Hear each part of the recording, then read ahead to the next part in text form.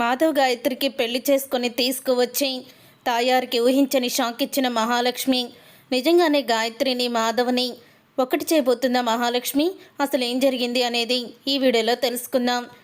ఇక మాధవ్ని అడుగుతూ ఉంటుంది మహాలక్ష్మి. అయితే గాయత్రిని మీరు ఇష్టపడుతున్నారా పెద్ది అని అడుగుతూ ఉంటే అప్పుడే ఇక మాధవ్ అయితే షాక్ అయిపోతూ ఇప్పుడు ఎందుకమ్మా అలా అడుగుతున్నావు అని అడుగుతూ ఉంటాడు. ఏం లేదు పెద్ది, గాయత్రి కూడా మిమ్మల్ని ప్రేమిస్తున్నట్టుంది. మీ ఇద్దరు కూడా ఒకరినొకరు ప్రేమించుకుంటున్నారు.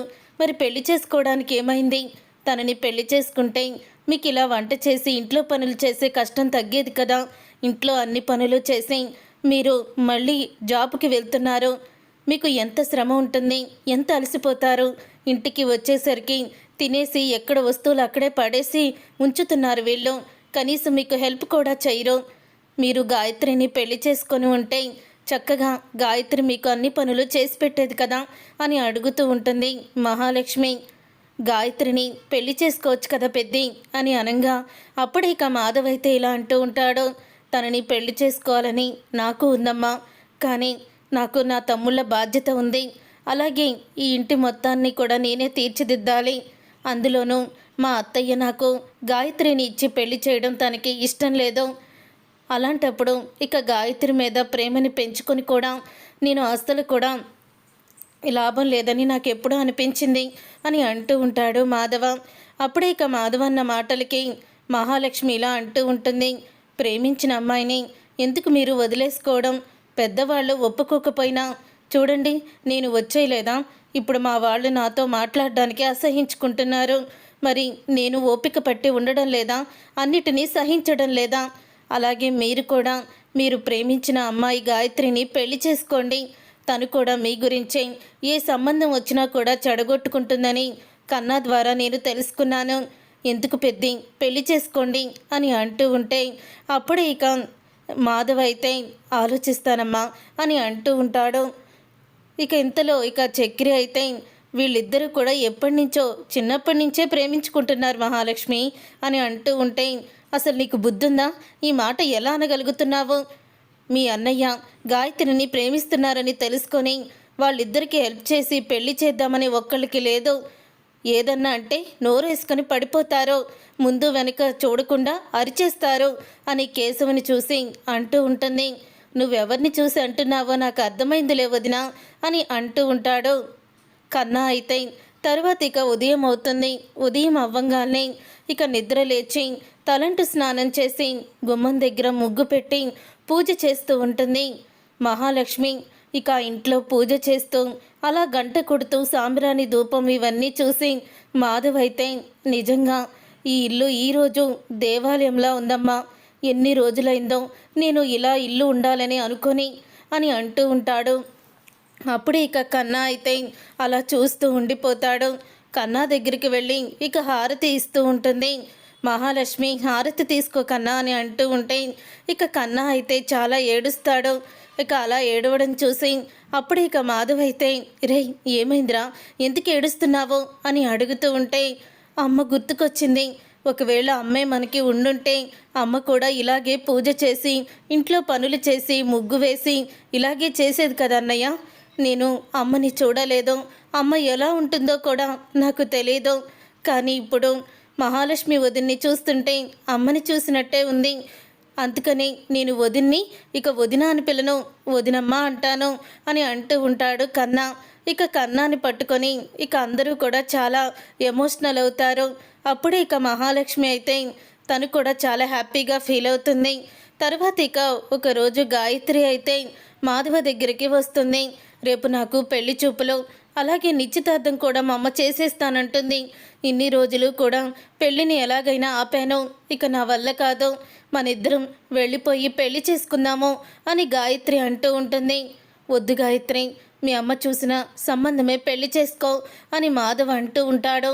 అప్పుడు అది విని గాయత్రి అయితే నేను భర్తగా అనుకున్నది నిన్నే, జీవితంలో నిన్నే పెళ్లి చేసుకునేది, ఇంకెవ్వరిని కూడా నేను భర్తగా ఊహించుకోలేను. ఒకవేళ ఊహించుకోవాల్సిన పరిస్థితి వస్తే అప్పుడు నా చావే తప్ప పెళ్ళి అవ్వదు అని అంటూ వెళ్ళిపోతుంది గాయత్రి. తరువాత ఇక పనిలో నుంచి మాధవ్ అయితే గాయత్రి మాటలు అన్నందుకు ఆలోచిస్తూ వస్తూ ఉంటాడు. అలా వస్తూ ఉన్నప్పుడే గమనిస్తూ ఉంటుంది మహాలక్ష్మి. పెద్ది, ఏమైంది, ఎందుకు అలా ఉన్నారు అని అంటూ ఉంటే, ఏం లేదమ్మా అని అంటూ ఉంటాడు. లేదు, మీరు నా దగ్గర ఏదో దాచిపెడుతున్నారు, చెప్పండి పెద్ది, మన ఇద్దరం క్లోజ్ ఫ్రెండ్స్ కదా, మీరు చెప్పండి అని అంటూ అడుగుతూ ఉంటుంది మహాలక్ష్మి. అప్పుడే గాయత్రి నా దగ్గరికి వచ్చిందమ్మా. రేపు వాళ్ళమ్మ పెళ్లి చూపులు అలాగే నిశ్చితార్థం కూడా చేస్తుందంట. అందుకని మనం ఎక్కడికైనా వెళ్ళిపోయి పెళ్లి చేసుకుందాము అని చెప్తుంది. లేకపోతే చనిపోతానంటుంది.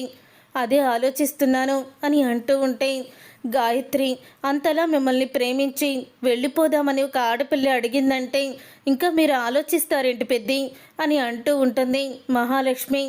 గాయత్రిని నేను పెళ్లి చేసుకుంటే తాయారత్త మామూలుగా ఊరుకోదు, శివతాండవం చేస్తుంది అని అంటూ ఉంటే, అప్పుడే ఇంకా మహాలక్ష్మి అయితే చక్రి దగ్గరికి వెళ్తుంది. మనం గాయత్రిని తీసుకువచ్చి పెద్దికిచ్చి పెళ్లి చేయాలి, పద గాయత్రిని లేపుకొద్దాం అని అంటూ ఉంటుంది మహాలక్ష్మి. నీకేమన్నా పిచ్చి పట్టిందా, అలా అడుగుతున్నారేంటండి అని అంటూ ఉంటాడు చక్రి. నువ్వు వస్తున్నావా లేకపోతే నేనే వెళ్ళనా అని అంటూ ఉంటుంది మహాలక్ష్మి. అంత రిస్క్ ఎందుకులేండి, వాళ్ళ అమ్మకి తెలిస్తే, అదే మా అత్త తాయారికి తెలిస్తే మామూలుగా ఉండదు అని చక్రి అంటూ ఉంటాడు. అవును, గాయత్రికి ఎవరైనా క్లోజ్ ఫ్రెండ్స్ ఉన్నారా, వాళ్ళ దగ్గర మొబైల్ ఉందా అని అడుగుతూ ఉంటుంది. మొబైల్ ఉంది అని అనగానే సరే ఒకసారి ఫోన్ చెయ్యి అని అంటూ ఉంటుంది మహాలక్ష్మి.